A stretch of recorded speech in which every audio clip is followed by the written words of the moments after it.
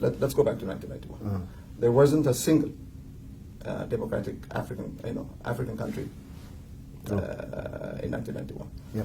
But over the in the course of the 27 years since, we have scores of African countries that are democratic by international standards.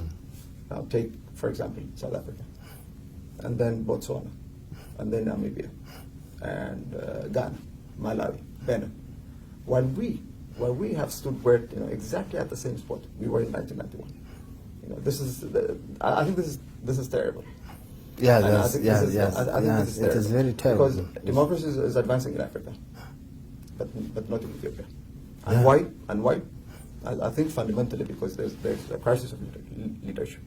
I think not because something is wrong with the people, but I think this is fundamentally a failure of the elite, of the Ethiopian elite, not only in terms of the EPRD per se, but the whole Ethiopian elite as a whole. I agree to that point, because even during that time, the most African countries were newly liberated ones. Yeah. We fought for their independence. Yeah, and and now they're ahead of us, and we're still stuck there, and that's an embarrassment, a national embarrassment, I think. So that's true. I don't know whether what is lacking. I cannot put the way you put it. It is mainly the government, not the because mainly when the political lion's share landscape is okay. The lion's share belongs to the EPRDF, to the EPRDF. I agree with that, but I also think the elite. We all have responsibility to bring this country into the democratic era. We all have but the lion's share. I agree with you. It's the EPRDF that's the stumbling block to democracy in Ethiopia. But we see ourselves in the EPRDF. The EPRDF is a reflection of the wider nation. And where exactly is the EPRDF sick the most? It's at the top. It's at the top. Yeah, I agree. Okay, then what is the situation the country is in now then? Right, I like the word that you use. And that word is cautiously optimistic. We're in transition. We don't know which way we're heading. And we are cautiously optimistic. We don't, because on the one hand, we could move towards democracy. There's a possibility that we could move. The reformist elements within the EPRDF have their way.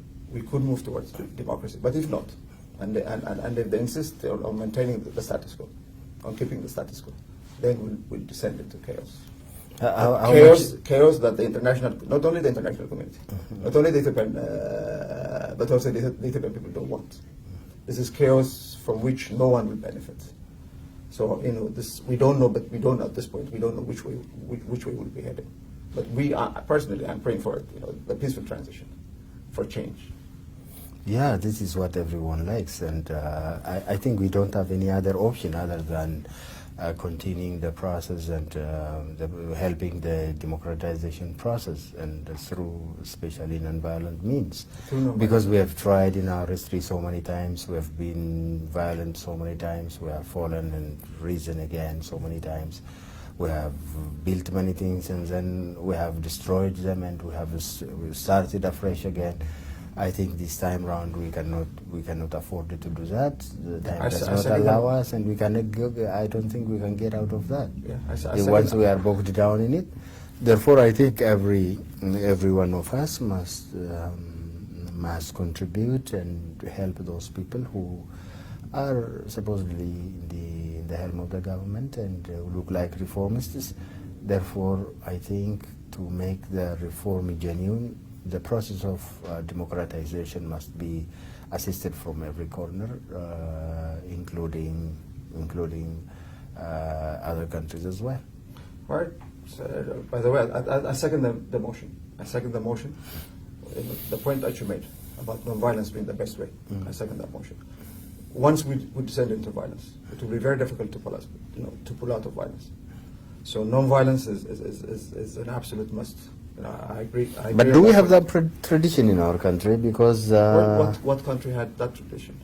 They started from somewhere. You can't prepare for non-violence. You have to start from somewhere. How about if the government is pushing the people Right, to go that way? Yeah, that's. I hope we will be able to avoid that. But there's nothing specific that we could prepare. There's no specific steps that we could. In what way? For example, you cannot teach the youth. You cannot train them. You don't have any access to them, and how can this non-violent struggle, means of struggle, we have to push boundaries. take root? We have to push it boundaries. We have to insist on our ways.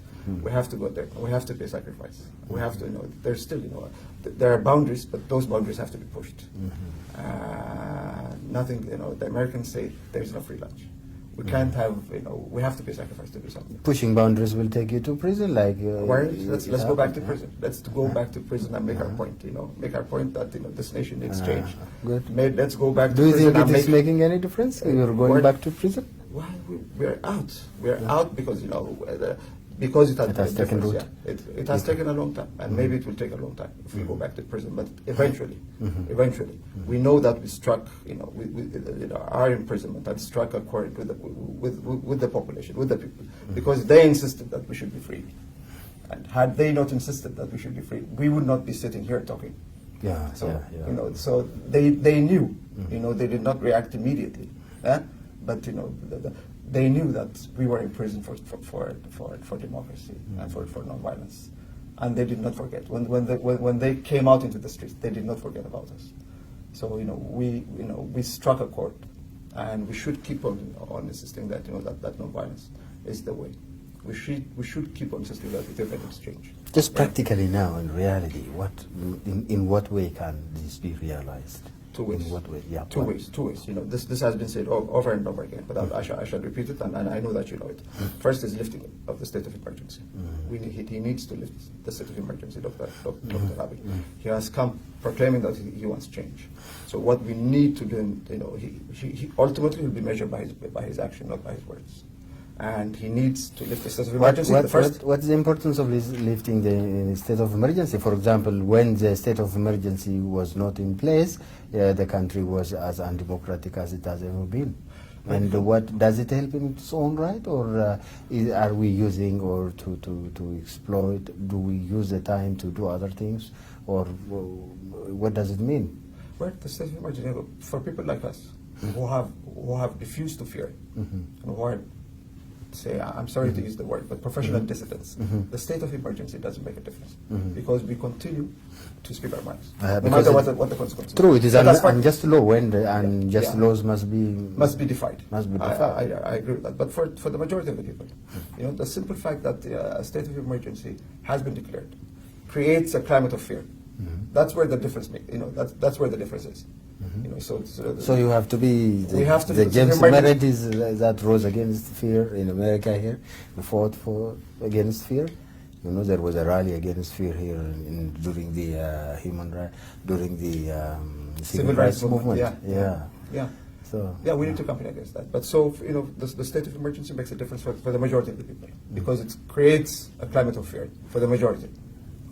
We need the lifting of the state of emergency so that this climate to do something else. Yeah, to this is emergency to do something else, to organize the people and to teach about his rights and to conduct free and fair elections and all these things. Exactly, for people like you and you, me and you, for example, to go out there and teach about non-violence. The need, for brotherly love between ethnic groups, for peace.